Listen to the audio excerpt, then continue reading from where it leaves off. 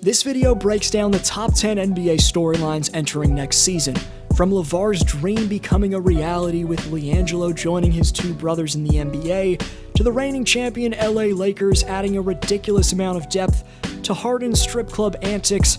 There's a ton of basketball narratives to keep up with, so stay tuned for a ranking of every 2021 storyline you have to know about and why each of them could make for an extremely captivating new season. If you're already subscribed, welcome back to D-Flow Hoops. If you're new here and a basketball fan interested in NBA rankings, predictions, and stories, welcome aboard. You came to the right place. Please subscribe and click the bell so you get notified every time I post new content, which is at least twice a week. Commenter shout out to Pearl, answering my question by predicting the Rockets will be a 2 or 3 seed in the West, going on to say Houston could get back to the West Finals. Thanks for every answer. The top 5 on the Speaks board at the end of 2020 get yearly giveaways, and the board resets in 2021. The question's on its way for next video shoutout. 10 compelling younger stars. In the 2021 season, there's the most young talent in the NBA since the LeBron, Carmelo, Wade era in the early 2000s. Luka Doncic, Trae Young, Jason Tatum, Devin Booker, Zion Williamson, and Ja Morant could and should make the jump from all-star caliber to all-NBA players this year.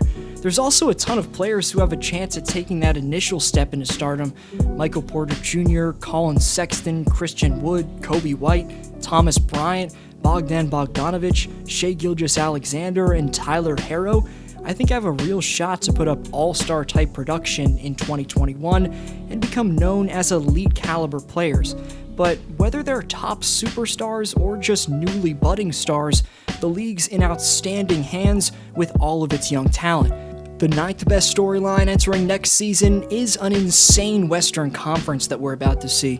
Most notably, 2 teams near the bottom of the playoff picture out west had stellar off seasons, which makes things real interesting for the outlook of the conference. Firstly, the Phoenix Suns traded for Chris Paul to pair the legend CP3 next to Booker, Ayton, while also adding a reputable perimeter stopper in Jay Crowder. Secondly, the Portland Trail Blazers signed 2 above-average wing defenders in Robert Covington and Derrick Jones Jr.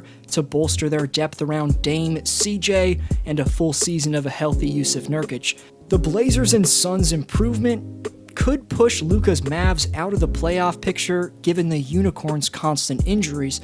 Regardless of who gets the 8th or 9th seeds in the West, the play-in tournament next year is going to be insane. 8, fatigue, rust, and a pandemic. This was the shortest offseason in league history, and the Lakers and Heat will have only had 72 days off when the season starts on the 22nd. Meanwhile, any team that didn't qualify for the NBA bubble will have had 286 days off. So we know the fatigue factor for the teams that just suited up in the postseason could ultimately be a real thing when the longevity of the 2021 playoffs kick in. But what about the teams that have been off for nearly a year? Taking into account both that and the fact that positive tests could start popping up, the level of competition could be a lot different at times next year. I mean, the Raptors are playing in Tampa for God's sakes, but let's just hope there's no positive tests when the playoffs kick off. 7, the Kyrie drama. Recently, Kyrie said that Kevin Durant is the first player he's played alongside that he can trust to close out games. LeBron said that he was hurt by those comments from Uncle Drew. Kyrie's also made headlines recently for declining to meet with members of the media over Zoom during the team's media week. Irving instead released a 4-paragraph long statement that basically just uses the tough year as an excuse not to do part of his job. Last year it was his mood swings that I covered in a similar list to this. Before that, it was the flat earth drama, and now Kyrie's antics have returned, and with all of Brooklyn's egos, don't be surprised if Kyrie continues to generate headlines throughout the whole year. 6, contenders improving. 2 contenders specifically that have made conference finals appearances in the last 5 years in the Bucks and Rockets have significantly improved for the 2021 season. The Milwaukee Bucks were under more pressure than any team this offseason. Giannis Antetokounmpo's potential Supermax extension hovered over the franchise. the front office had to be active, and they did that this offseason, landing Jrue Holiday in a trade without giving up Middleton or Lopez, while signing two very nice bench pieces in DJ Augustine and Bryn Forbes. Milwaukee also picked up a stretch big in Bobby Portis and a wing defender in Torrey Craig.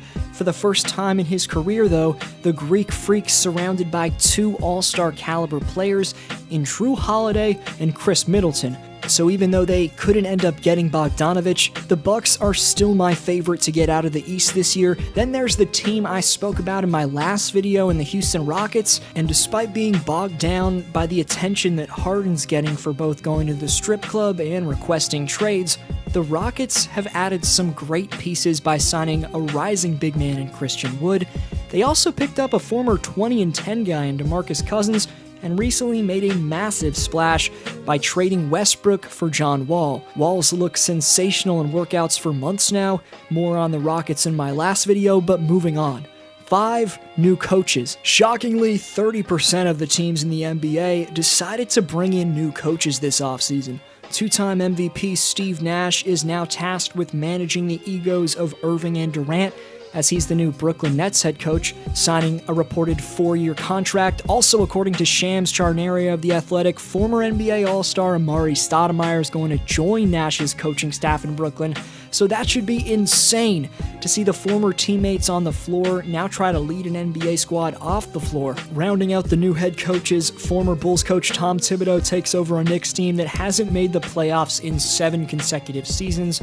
Billy Donovan, who was 3rd in Coach of the Year voting, takes over as the new Chicago Bulls man in charge. Stan Van Gundy resumes his coaching career as he takes over for Alvin Gentry in New Orleans and will be tasked with developing Ingram and Williamson. Good luck, Pelicans fans. The OKC Thunder promote their assistant coach in Mark Daigneault to be the primary man in charge. The Houston Rockets replace Mike D'Antoni with the son of basketball legend Paul Silas, Steven Silas, who's been an assistant coach or a scout in the NBA since '99. The Clippers replaced Doc Rivers with Tyronn Lue. The Sixers replaced Brett Brown with Doc Rivers. And lastly, the Pacers signed former Raptors assistant Nate Bjorkgren to be their head coach. 4 healthy juggernauts. In total, there's 10 healthy superstars that'll be fully recovered from injury this season. We should have had the fully healthy Splash Bros, but we'll settle for a combination of a bona fide top 5 player in Steph Curry, surrounded by Kelly Oubre and Andrew Wiggins in the Bay. Kyrie Irving and Kevin Durant will finally form the lethal duo we've been anticipating as KD's Achilles is fully recovered. Meanwhile, in Houston, DeMarcus Cousins and John Wall are back from major setbacks as they're looking great in the Rockets training camp. Rounding out the returns, Blake Griffin's returning after surgery to his left knee. Karl Anthony Towns is back after a left wrist injury. Zach LaVine's at 100% after a left quad strain in February. LaMarcus Aldridge is healthy after a successful surgery to his right shoulder. And lastly, Clint Capella's finally healthy and in his new look Atlanta Hawk threads after recovering from a heel injury. 3. The Lakers' ridiculous depth. After bolstering their roster around AD and LeBron by picking up the 6th Man of the Year Montrezl Harrell and trading for the runner-up for that award in Dennis Schroeder, the reigning champs have the best storyline of any team. You can't forget the Lake Show also signed veteran three-point marksman Wesley Matthews in free agency, who brings extremely valued floor spacing for LA's star power, and they also brought in former All-NBA player and Defensive Player of the Year Marc Gasol, who's an upgrade over any player in the Lakers' center rotation from last year. Unlike Dwight Howard or JaVale McGee, Big Spain can shoot the 3-ball and can facilitate at a high level. Gasol had extremely nice chemistry with Kawhi Leonard, and he should be able to replicate that with LeBron James. Additionally, the LeBron James and Montrezl Harrell pick-and-roll combination should be an explosive pairing. The Trez and Brow front court should be unstoppable, and the ball handling of Dennis Schroeder significantly takes the ease off King James. Overall, the Lakers are a whole different animal than they were in 2019-20 after this offseason, but their competition's also improved, and given every one of their core pieces competed in the NBA bubble, they could face fatigue at some point, but that's about the only thing in this special Laker team's way, as their vamp depth around their all-time great duo makes them damn scary. 2. Harden, strip club, and trade rumors. To start the offseason, Harden made headlines for reportedly wanting to create a big three with the Brooklyn Nets, but most recently it's been the Sixers who've been reported as a top threat to land the beard. But the biggest bombshell was Harden missing Rockets practice and training camp to go to a strip club. The Houston Rockets might not be willing to part ways with James just yet, but it's hard not to question his commitment to the team after this incident. In fact, Harden's been a man of the town recently, having also been spotted at Lil Baby's birthday party where he gifted the rapper with $100,000 cash and a $200,000 Richard Mille watch.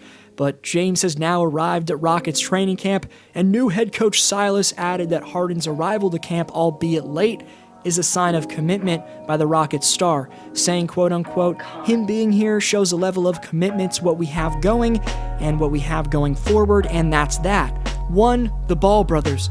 LeVar's dream has become reality, even though the big baller didn't think his son LiAngelo would make the league a few years ago. But how could this not rank as the best storyline entering next season? It's utterly astonishing that LiAngelo's joining his brother Lonzo and the recent number 3 overall pick LaMelo in the best basketball league in the world. Growing up, the 3 Ball brothers all had dreams of becoming high draft picks and NBA All-Stars.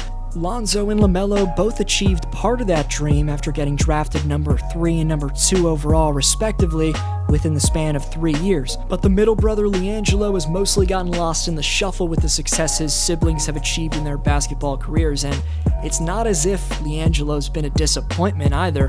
LiAngelo actually averaged more points per game in high school than both Lonzo and LaMelo. He scored 30.3 points per game for Chino Hills High School over his junior and senior seasons. He received a scholarship to play at UCLA with Lonzo, but he left the program before even playing 1 game. After leaving the UCLA program, LiAngelo wasn't selected in the 2018 NBA draft.